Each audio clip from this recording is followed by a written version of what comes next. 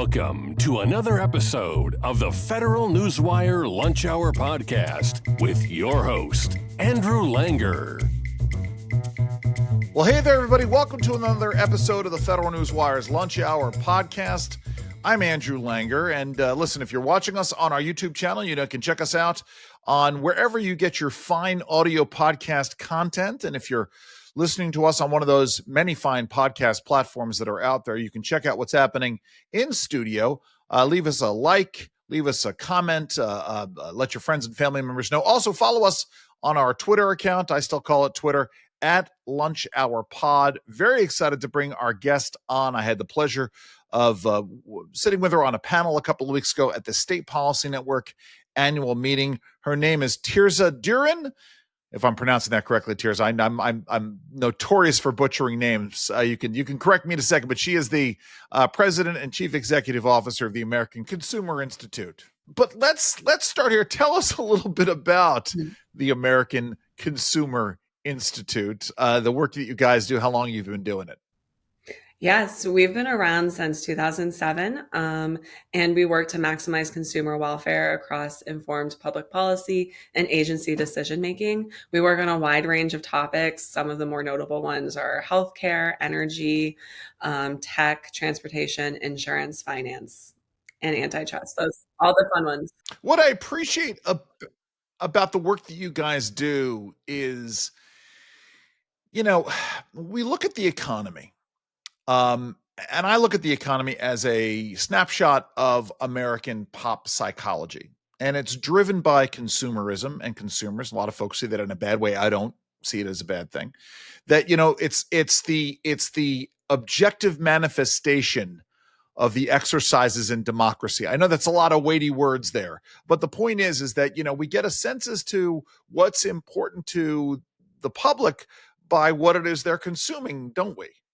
Exactly. And you're right to say that a lot of times consumerism gets a bad rap. The way I really like to frame it and the way I view it in my own work is when we're talking about kind of poverty or poverty alleviation, you can really do that on two fronts. You can kind of raise incomes, but then also the benefit of raising incomes is better access to goods and services. So the work that I see us doing at the American Consumer Institute is really the flip side of that, really making sure that those goods and services are available, affordable, reliable, and tackling kind of the inequality on that end and really enhancing human flourishing through better access to goods and services. It's funny because we talk about top-down command and control economics. My undergraduate degree is in international relations. One of the best classes I ever took was in centrally planned economies. And it was actually at a time when, thankfully, centrally planned economies were on their way out.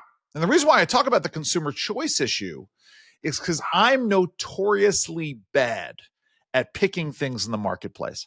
I pick things as my favorite products, and that is almost certainly the kiss of death to that product. It's one of the things I talk about is I got a very my foray into the smartphone side of things, or my second foray into the smartphone. My first foray into the smartphone side of things was a Siemens Windows operating system smartphone. Not, Siemens is still around, but there are very few Windows operating system smartphones. My next foray was a Dell Android smartphone, Dell, the computer company. And I think I was probably one of only a few hundred people who actually bought that. I loved it. But again, this is I'm notorious. My point in all of this is, God forbid I would ever be put in charge of a centrally planned economy, because I would be constantly making the wrong choices. This is why popular democracy is so vital in these situations, isn't it? Exactly. One of the things that we talk about a lot is just the power of consumer choice, but also the power of consumer choice in really guiding marketplace behaviors of companies. A lot of times when we talk about consumer protection, it's seen as kind of this top-down government reaching out to protect the consumers from corporations. And we see that relationship a lot more mutually beneficial than I think a lot of other people do. And we're not saying there's not a role for certain protections. I think consumer information, best practices, protection from very established harms are a benefit Right. within the marketplace.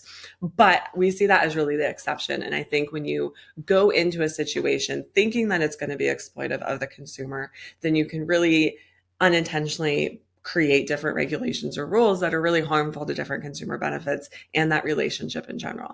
Well, it's like this, right? I mean, I am, we're having a lot of conversations now about big tech and the role of regulation in terms of big tech. And for me, it's always been less of the issue of what should government be doing in terms of censoring content. And for me, it's more about the protection of the relationship between me as a customer, right? If I'm buying ad time or ad space or however you want to do it, the marketing ability on a social media platform, I want to make sure that I'm getting bang for that buck, that they're delivering to me on what's being promised. And so that gets into the whole idea of consumer protection from the fraud on behalf of a business and less about the content side of it. I don't know if you've ever thought about it that way, but I wanted to get your sort of reaction to that. Is that really making sure that the company is living up to its terms of service in terms of you getting what you're paying for in terms of promotion? What are your thoughts here? As far as the terms of service, that is one of the areas where big tech is really regulated. Right. Not just big tech, companies in general are really regulated according to that. One of the things we really work on talking about those terms of services is there's kind of this narrative going around. There's two narratives. Well, there's multiple, but two that we're really going to talk about. And it's one that big tech is really unregulated, which is not the case. And then the second one is that the US is super behind and we don't have like a comprehensive data privacy law. And while ACI would like to see something a bit more comprehensive, I think the conversation needs to start from the position that we do have some data privacy. And one of the things that I think is a really good role of the FTC, they get a lot of flack. We give them a lot of flack. Most of it's deserved. But they do have the role as far as enforcing their terms of services. And so that is under the unfair methods of competition or unfair and deceptive practices. And that is an area where enforcing kind of what they advertise is important. It's already covered. That applies both to the consumer side with kind of data privacy, but also to more of the business to business side when we're talking about advertisements. Yeah, I mean, at the end of the day, it's a matter of them, delivering on the promises that they make. But as you point out, and because I want to talk about, let's get into the nutrition and beverage policy and the role that consumers have in guiding that. Right? We have a lot of folks who are looking at this top-down command and control thing, but these businesses, it is amazing to me Lord knows, you and I haven't had this conversation. Maybe I mentioned it in our panel at State Policy Network, but I lost 55 pounds last year. In fact, if you go back and you look at early episodes of this podcast, there was much more of me to see, shall we say, on camera at any given point in time. And not part of it, but a good chunk of that weight loss was because I started making better choices in terms of what I was putting in my body. And a lot of consumers are doing that, switching out. I'm constantly remarking with my wife, we'll watch old episodes of the Johnny Carson show and, we'll see folks who look very old, but it turns out they're actually, either our age or in fact younger than my wife and I are. And a lot of this has to do with the health choices that we're all making in our private lives and how that drives, products that are available. So when it comes to beverages, things like, zero sugar or beverages with artificial sweeteners or beverages with no sweeteners at all. This is important to have that because they are meeting this demand that's already out there, Tirzah. That's the case, right? Yes, when we look at trends as far as the different beverages that are kind of offered in the marketplace and food in general, we are seeing a shift towards more health conscious options, but also not even strictly from a health conscious perspective, as far as different dietary requirements, whether that's being gluten intolerant or lactose intolerant. We're seeing increased demand and we're seeing increased ability of the market to meet these needs for whether it's a health diet or I guess it's all health, but whether it's kind of looking at just nutritional for weight loss type of diet or because you have some other type of condition. And I think that fact is really under discussed when we're talking about this conversation about making Americans more healthy. We're forgetting that there has been some progress as far as the market offering these services to consumers. And at the end of the day, while we do see increased consumer demand for that, we also can't completely change what consumers want and what they drive for. And so there is still some demand for unhealthy food. No one eats McDonald's thinking that it's healthy. Right. But there is still demand there. And so I think part of the conversation is it's really easy to try to blame these companies that offer it without looking at the relationship of meeting consumer demand. You know, it's funny. We just had a conversation about the plethora of low carb or no carb tortilla options that are out there right now. Or, you know, I haven't had McDonald's in a very long time. And part of it is that I don't want to get back in the habit of stopping and getting McDonald's, special breakfast sandwiches. But, you know, set that aside for a second. You know, there's a place that I like to go to. There's a place nearby where I live, and there's a place in DC, where they serve chili dogs. And I have now been known to show up with my own, you know, either carb neutral or low carb buns to have my chili dog on. And it's not the same thing. Yes, I discovered a bagel company that served ostensibly low carb bagels. Don't like that. But my point is the proliferation of things like the mass produced low carb or no carb hot dog bun or low carb white bread so that I can have an almond butter and no or low carb Nutella or low or no carb jelly sandwich. It is amazing. And again, it's the demand that now listen, I know this, as I said, with my track record, I know what me picking these things means that they're going to go off the marketplace almost immediately, knock wood. But I mean, you know, they're leading the way here. And what we need to make sure is whatever regulatory regime we're putting in place doesn't throw out the baby with the bathwater, right? Exactly. And I think one of the things we can kind of look at it on two avenues. On the one hand, we're talking about certain movements or regulatory actions that kind of want to get rid of certain dyes or chemicals or ingredients in food that they think are like not natural, not safe, and throw apart the fact that they've been demonstrated to be safe, or throw apart the fact that we don't have like a good definition for ultra processed or natural. Right. But we're also, there's that side of the conversation, and it's worth kind of addressing what the evidence looks like there and what role the government really should be playing. But then there's another side of the conversation, and you mentioned the low carb, and I kind of mentioned gluten-free, and I mentioned lactose intolerant. A lot of these foods that people need to either have a healthier lifestyle or meet their own kind of, you know, like conditional treatments, they need to have food that would fall under an ultra processed category. Right. Good point. So when we're talking about the type of food that we want to see in the store, we can look at it through one very narrow lens, but we're forgetting about a lot of the population that needs access to foods that would be considered quote unquote unnatural, or that uses maybe more of like a science lens to get their bagels to taste decent. Although I will say that you can taste the keto difference, except for tortillas. Tortillas are the only ones that come close. No, I agree with that. Yeah, wholeheartedly. By the way, yeah, having tried to toast the low carb bread, it doesn't work. Many of them. I can't say that for everyone. I don't want to run, but that's exactly it.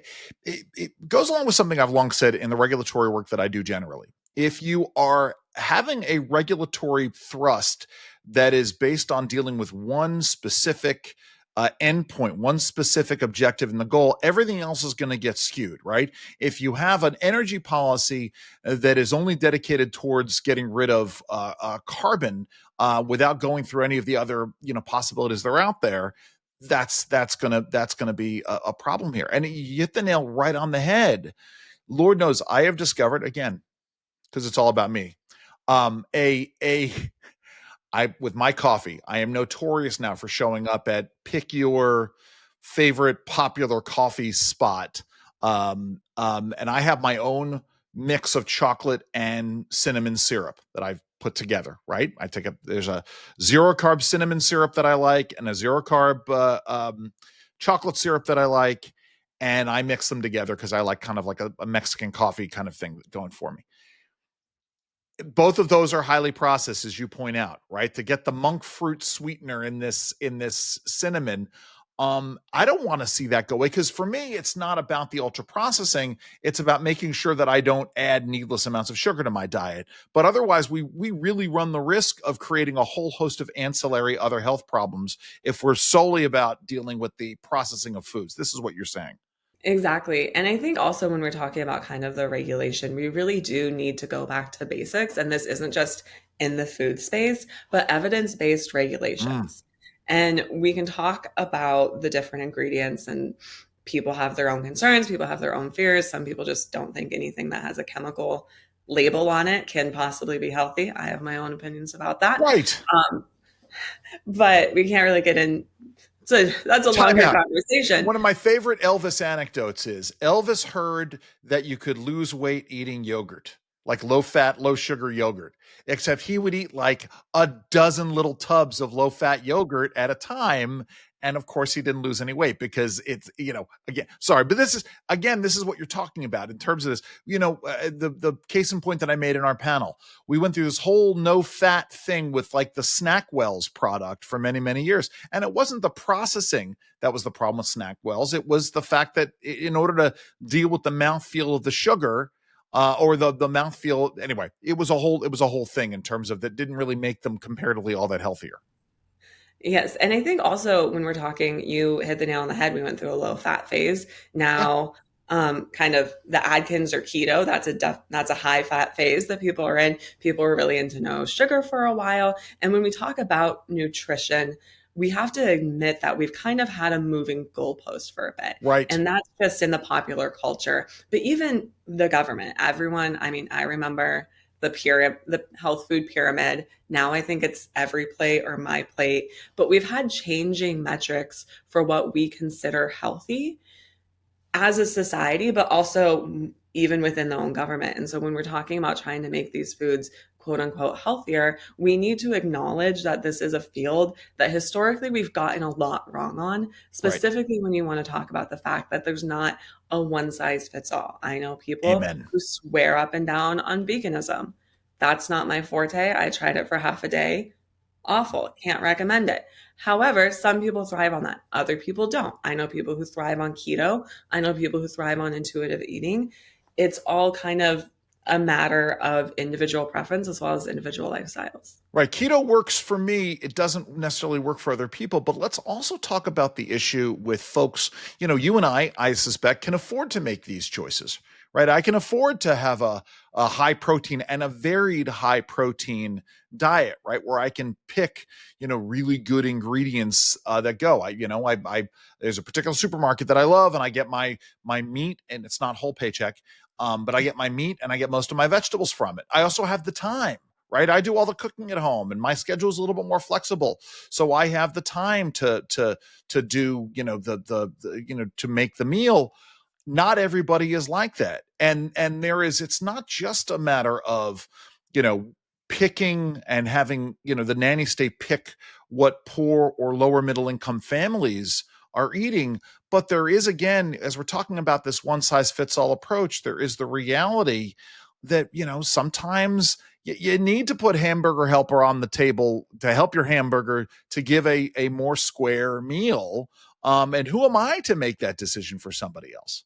That's exactly right. And when we talk about consumers, a lot of times we think that, what they're buying at the supermarket, health is the only thing that should possibly come into the equation. And that's just not the reality for most people. They're talking about trade-offs when it comes to their time. They're considering trade-offs when it comes to their wallet. And they're considering trade-offs when it comes to just how good the food tastes. Right. Everyone, the whole rice and beans narrative of it's a complete protein, and so you can just live on that. People don't want to do that. No. And so most of the time they'll trade the cost for something that tastes a little bit better. And these decisions are very personal as to the person who's making them. People who are the really low income, maybe their price really drives their decision making more so than taste, enjoyment, or health. And I don't think that we shouldn't fool ourselves into thinking that just because we pass a regulation to try to make things quote unquote healthier, that eliminates those trade-offs for people who are very vulnerable. And then there is the slippery slope argument of what happens if, we do one thing because of whatever the current popular Democratic prevailing mindset is in terms of how we're going to enforce policy. The case that I made, right, about the issue of, the big debate, one of the big debates is how much of a role should the rest of the people have in determining what folks who are getting some kind of public assistance, what they can purchase with that. And I made the point about the slippery slope argument. Okay, so today it's about processed foods, ultra processed foods. Who's to say that, some very progressive nanny statist person can come in and all of a sudden declare that red meat is bad? I'm right now, I got on special a cut of red meat called picanha. And I'll say this, what the heck? This is very elitist of me. I am sous videing it right now, with plenty of garlic, very little salt, a bit of rosemary, and lots of pepper. And I'm going to put it on the grill. But who's to say that some future president and some future secretary of HHS is not going to declare that red meat categorically is bad and unhealthy, and is they're going to mandate that we start eating, some form of meat made from bugs? I mean, that's the slippery slope ad nauseum, but it's not out of the realm of possibility, is it, Tirzah? It's not out of the realm of possibility. As I kind of mentioned earlier, we've had changing goalposts when it comes to nutritional or ideal diets in this country and as a society in general. And I think when we're talking about a lot of these programs, that is a concern that a lot of times critics will come up with. They're like, I don't want people buying Twinkies and soda pop or soda on my dime. It's all right. You can call it soda pop. I don't call it pop, but it's all right. You can call it soda pop. I really don't. And then for some reason I decided to in that moment. I was like, it was very odd. It felt weird coming out of your mouth like that, didn't it? Yeah, it did. So I was like, we got to go back. But that's a critique that people hear. And I think that gets a lot of credence because people are like, why am I paying for these things that are inherently unhealthy? But I think we should look at the system as a whole. And if we're looking at the kind of benefits, whether that's SNAP, whether that's general welfare assistance, any of those types of programs, I think we should look at what design safety nets can have to be a little bit better. And when we talk about the SNAP program, one of the things that it does in a very beneficial way, and we can talk about the waste and the fraud and all that stuff, but that's a separate conversation, is that it gives consumers, or it gives the people who are receiving it, purchasing power. And what that allows them to do is actually send market or signals in the marketplace. It gives them purchasing power. It allows restaurants or grocery stores, well, some restaurants, depending on what it is, to meet their demands in a market-friendly way. And it helps direct resources to kind of like the low-income needs that we can see. And food is getting cheaper, and there are cheaper alternatives available. And so I think when we're talking about reforming, we can have honest conversations about what makes a person qualify for this type of assistance. How do we get rid of fraud and waste? Those are good conversations we should be having. But I think if we want to focus on trying to micromanage what food people put in their bodies, it gives the government a lot of control. And it ignores some of the more impactful reforms that could actually take place within these programs. Yeah, and we need to be doing that. Let's still switch gears a little bit, because you're working on so much fascinating stuff at the American Consumer Institute. See, I'm going to keep saying it. I'm going to say it slowly so I can emphasize that I'm trying to get it correct. Because you're working on an issue that is near and dear to my heart. The secondary ticketing marketplace. You wrote about this the early part of the summer. What's your perspective? It's funny. The issue, we thought the issue was sort of dealt with about 10 years ago, but now it's coming back into the forefront again. Where are you in all of this? Yes. So the issue really comes 10 years ago. It was Ticketmaster and Live Nation. Yeah. Today, it's also Ticketmaster and Live Nation. Yeah. And basically in a lump sum, what happened when they originally wanted to merge is there was a complaint from Antitrust filed, or an antitrust complaint filed. They reached a kind of behavioral remedy consent decree, and then, according to the complaints and documentation that I've read, have proceeded not to adhere to that consent decree. So 10 years later, we're back in the conversation. One of the things that we work on in the ticketing space, and for people who aren't super familiar, I'll give a brief overview. Please, yes. Live Nation and Ticketmaster are the biggest one company, umbrella term. Ticket sellers and venues. That's what we're talking about. Ticket sellers, venues, yeah, tour advertisement, and yes, risk management. The three triangle. But basically, they control a lot of the ecosystem when we're talking about live events. And the biggest, most popular one in popular memory is probably Taylor Swift. Everyone remembers not being able to get those tickets. A lot of people blame Ticketmaster. Taylor Swift blamed Ticketmaster. So now there's a complaint looking to try to kind of look at how much power Ticketmaster has in event ticketing. But what I think is a really interesting conversation is when we're talking about the antitrust complaint, we're still going to be talking about a pretty dominant or concentrated industry, which isn't always a bad thing. But as we've seen, there does seem to be some consumer harms. And so an interesting addition to this conversation is at the same time when we're really critiquing some of the concentration in the primary marketplace, and those are kind of the direct tickets that you buy when it goes on sale, we're also critiquing a lot in the secondary marketplace. And one of the things that my work at ACI has kind of highlighted is I think the secondary marketplace does serve a very unique role. And I think that it can help kind of counterbalance the supply and demand that we see being a little bit mixed matched in the primary marketplace. And so I know that was a broad overview, but happy to dive in deeper. No, I'm happy to, because what's interesting is at least 10 years ago, one of the problems was from the sporting venues is that we had an issue of teams. If a team was doing poorly, they were concerned about the secondary marketplace because they didn't want their primary ticket sales to be undercut by, folks selling massively underpriced tickets to, pick your baseball team that's in the bottom of their league. For me, it's funny because I'm someone who is, years ago, I was, I mistakenly bought tickets that weren't real and still now will only buy off legitimate venues.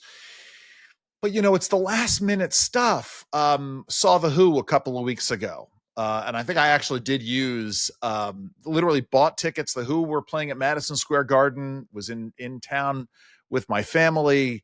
Literally, the concert was on a Saturday night. I think I bought the tickets at 4:00 that afternoon and was watching as sort of prices on the secondary marketplace were starting to come down.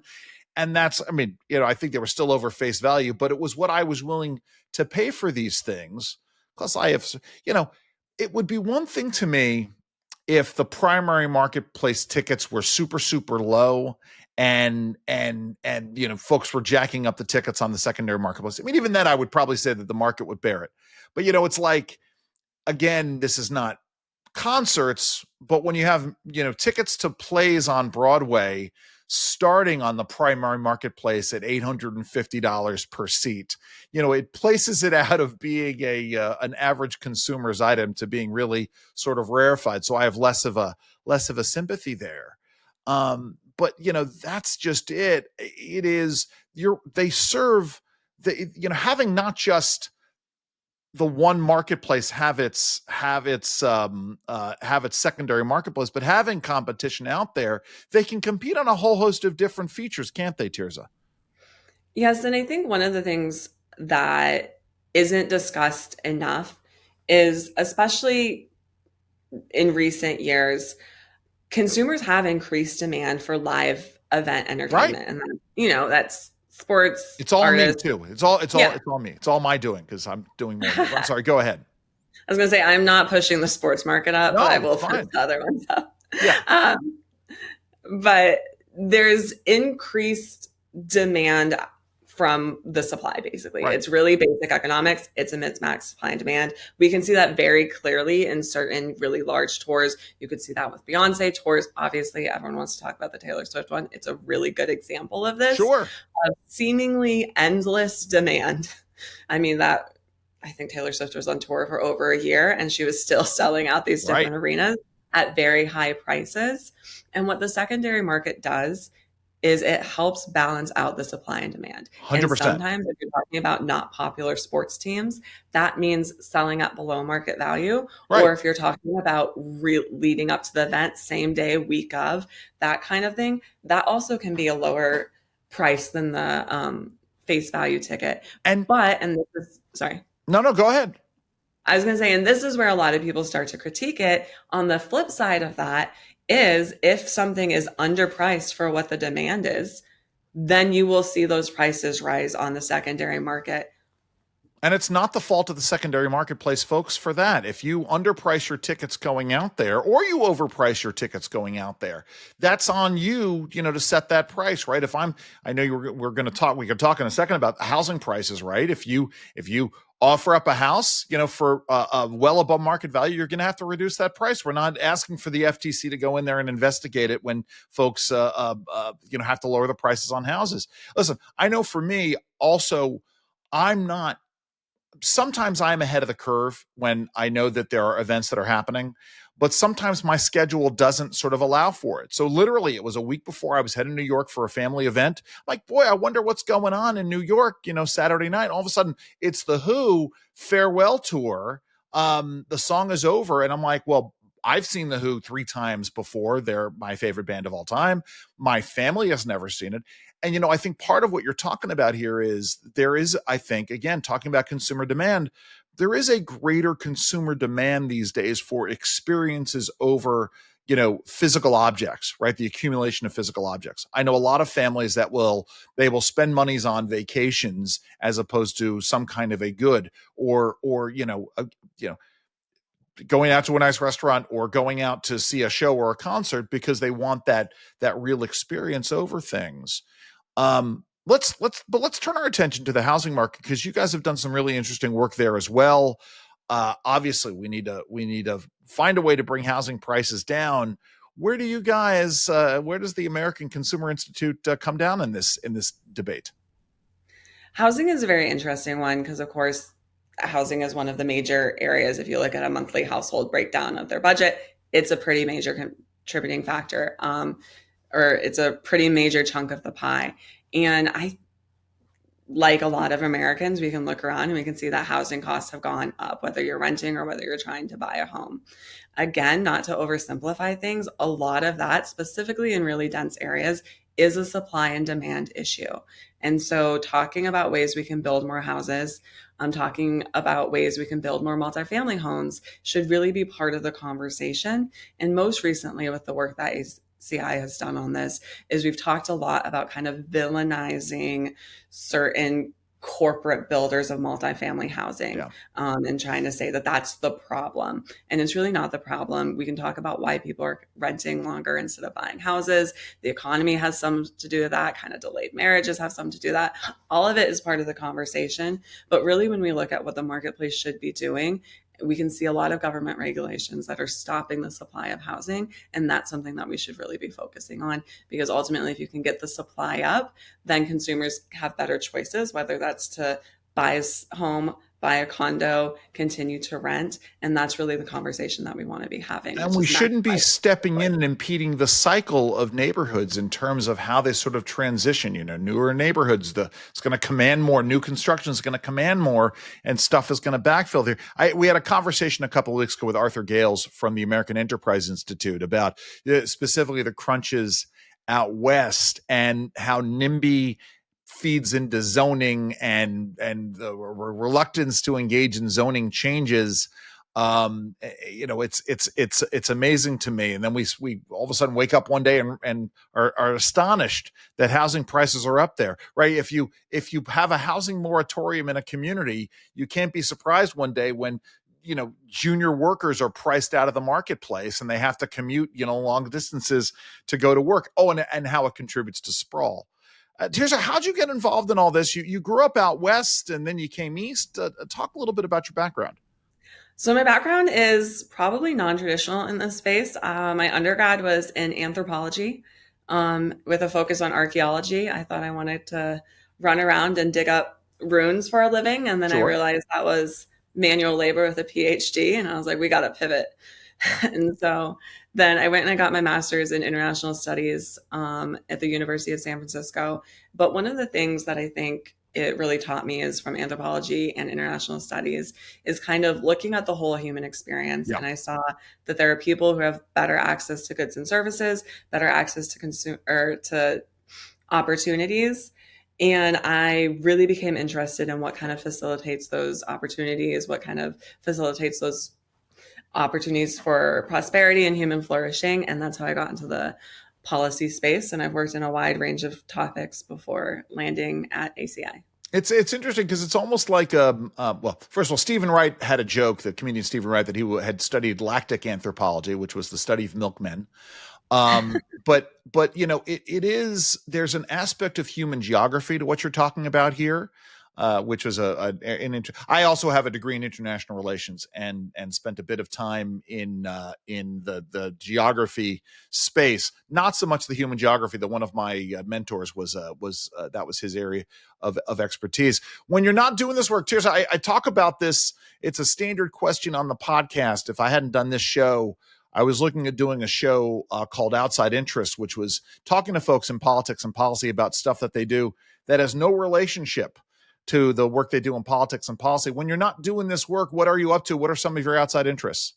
Let me see. I have two that pop into mind. One of them, and I really like refurbishing furniture. Nice. So I'm a big, if people leave their trash on the curb, I'll pull over, I'll look at it, see if anything's good for free. Big Facebook Marketplace person. But then also I love all things makeup, whether that's Halloween gore. I feel like spooky season's coming up. So wow. I love like the FX gore Halloween makeup. That's amazing. Also like normal beauty, glam, that sort of thing. Do you have like an Instagram channel for both of these? I do not have an Instagram channel. I have a Substack. It's called Glam Governance. And so that it's not completely separate because I talk about some of the regulatory stuff with the beauty space, but that's the closest. No, I'll look that up. Let me ask you this, because this came up. This is going to be completely out of left field. And it was a topic of conversation I had with one of my kids. They have a friend who is a second-year law student at George Mason and actually just dropped a class because they wanted to do a project on, and it's an interesting question. And I think I'd get an interesting answer from you on this. The folks who take sort of used designer goods, like a Gucci handbag and something else, and pick whatever the popular brand is, but it's used. They purchase it used, and then they take it and maybe they chop it up and they turn it into a piece of artwork or some piece of designer clothing. What are your thoughts? I mean, to me, once it gets sold, it's kind of like the secondary marketplace ticket. You don't really have a vested interest in it down the road. If I get rid of a piece of furniture that was a designer piece of furniture and you come in, Tirzah, and you do something with it, that doesn't impact the original underlying IP. But what are your thoughts when it comes to this sort of this, if someone takes and chops up something that they bought somewhere else to turn it into another piece of good? What are your thoughts here? I've seen a lot of stuff, specifically in the fashion space, where they'll take like the Prada logo or something like that. Yeah. I think it's really cool. It's a secondary market. Right. It creates new innovation. It adds a lot of interesting design work. I think possibly, and I'm not an IP lawyer. No. I'm just asking you as someone who's a consumer expert. Yeah. Yeah, I was saying there might be some issue if someone really wanted to push things with like certain logos being used. But as far as just using raw materials or taking, especially in the furniture side, I think it creates a whole new different type of marketplace. And it, especially the DIY communities that we see popping up on social media and TikTok, I think it creates a lot of opportunities for people to fill their home with beautiful things. And again, I kind of mentioned at the beginning, consumerism isn't necessarily like frivolous, even though it's seen as that a lot of the times. And when you create these opportunities for people to have things in their house that they feel a connection to, they feel are really special and makes being at home that much more cozy or relaxing, I think that's a really beautiful thing. And it's one of the amazing ways that the markets are kind of meeting demands in very maybe not expected ways. I mean, it goes down to a point, right? Once that initial thing is sold, what's the end game here, right? So when I lost all my weight, there were things that I was looking for, and actually even before I lost all my weight, like I have, because this is who I am, I have a Brooks Brothers winter coat that was given to me my senior year of high school. And for a long time I couldn't wear it, because I was too big for it.